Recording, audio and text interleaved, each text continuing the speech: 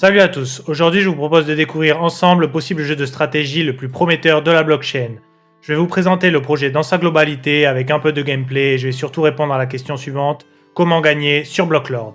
Restez bien jusqu'au bout, je vous offre encore des cadeaux. Blocklord est un jeu de stratégie dans un univers médiéval dans lequel chaque action que vous allez réaliser dans votre royaume façonnera le monde à votre échelle. Si vous aimez réveiller la terre endormie dans l'omniscience, alors peut-être que la vie de simple fermier vous satisfera. En revanche, si vous voulez contempler les champs et les forêts depuis votre château et tisser les rêves et la destinée de votre peuple, peut-être que la vie de lord vous satisfera mieux. En revanche, si votre cœur bat au rythme des tambours de guerre, vous aspirez probablement à devenir un conquérant. Cela tombe bien, dans Blocklord, vous allez pouvoir choisir votre destinée. Forcément, vous imaginez bien qu'en free-to-play, oui j'ai oublié de préciser que c'était free-to-play, vous allez commencer tel un gueux en tant que paysan. Vous allez commencer avec la carte du monde et vous allez pouvoir choisir une région où vous installer. Chaque région est donc gérée par un ou une seigneur.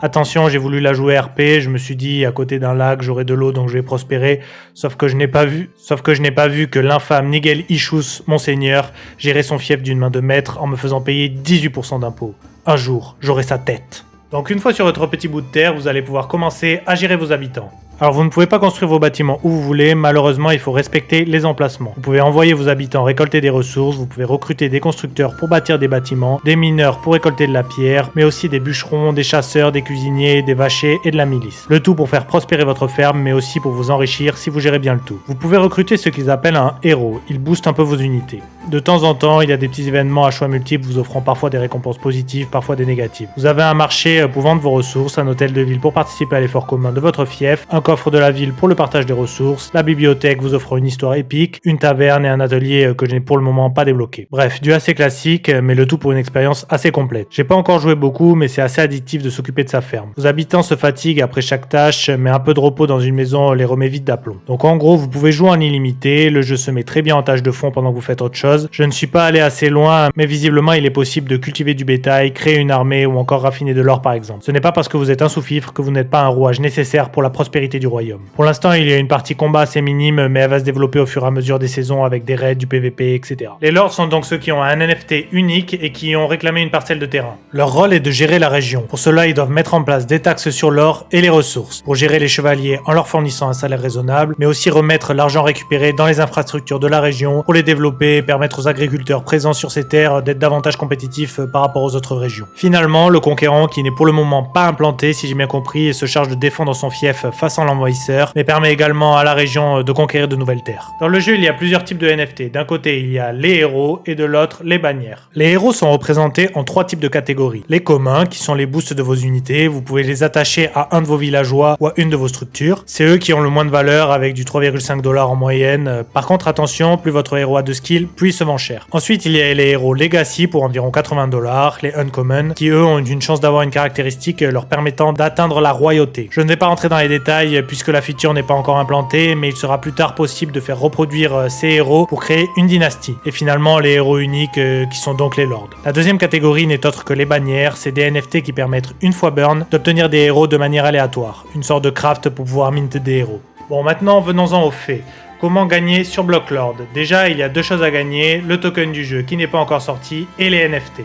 Première chose extrêmement simple à faire, c'est tout simplement de faire du daily login. En se connectant chaque jour, vous avez des ressources in-game, mais aussi de temps en temps des coffres, dans lesquels vous allez pouvoir choper au bout de 30 jours de connexion notamment un NFT. Donc pour ces coffres, on est toujours sur du 100% free-to-play. Pour la suite, malheureusement, il va falloir mettre la main au porte-monnaie en investissant dans un pass de combat. Il coûte 10$ et dans celui-ci, vous allez notamment avoir pas mal de ressources in-game, des blueprints de décoration, des coffres pouvant vous dropper un héros NFT aléatoire, des NFT assurés, dont un uncommon si vous arrivez à finir le pass avant la fin de la saison, et des NFT bannières qui, je vous rappelle, peuvent être burn contre des héros. Donc si le marché d'achat-revente de héros fonctionne bien, je ne vois pas comment l'achat du pass peut ne pas être rentable. D'autant plus qu'une fois le pass acheté, il est possible de rentrer dans un leaderboard secondaire pour les possesseurs du pass, faisant gagner du token au top 1000. Et cerise sur le gâteau, mais c'est une info de chat d'un viking bien connu du Discord, l'équipe aurait annoncé qu'en plus du leaderboard, l'équipe ferait un airdrop à certains joueurs en fonction de l'avancement de leur village d'ici la fin de la saison. On ne sait pas encore quels assets seront récompensés, mais on peut imaginer un certain niveau d'amélioration pour son QG par exemple. Pour information, j'ai oublié d'en parler, mais pour augmenter le pass de combat et pour monter dans le leaderboard, il y a tout un tas de quêtes disponibles. Je vais le prendre et je vais essayer de farm tout ça pour la science et à la fin de la saison, je vous ferai un compte rendu de mon expérience. Franchement, le jeu est plutôt cool et prometteur. Je regrette juste le fait qu'il ne soit pas possible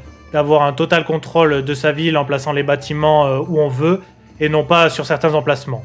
En l'état, cela ressemble plus à un Farmville qu'à un Age of Empires, c'est dommage. Ceci dit, le projet continue à délivrer et compte bien sortir plusieurs saisons avec une roadmap assez fournie. Je pense donc que ça vaut bien le coup de s'investir dès le début tant que l'hype n'est pas immense pour bien maîtriser le jeu. Ce qui me donne confiance dans le projet, c'est aussi toutes les sociétés qui gravitent autour du projet, à savoir Animoca Brands, Immutable X, Polygon, Square Enix, Krafton, Bitcraft et bien plus encore. N'hésitez pas à me dire ce que vous avez pensé du jeu en commentaire, j'offre 3 héros à 3 commentaires. Concernant le tirage au sort de la précédente vidéo, ça arrive très bientôt. Pour info, je me suis mis à faire une nouvelle discipline, à savoir 3 shorts par semaine, un stream le mercredi en fin d'après-midi et une vidéo chaque vendredi. En attendant, n'oubliez pas que nous sommes dans le futur et on se retrouve bientôt pour une prochaine vidéo.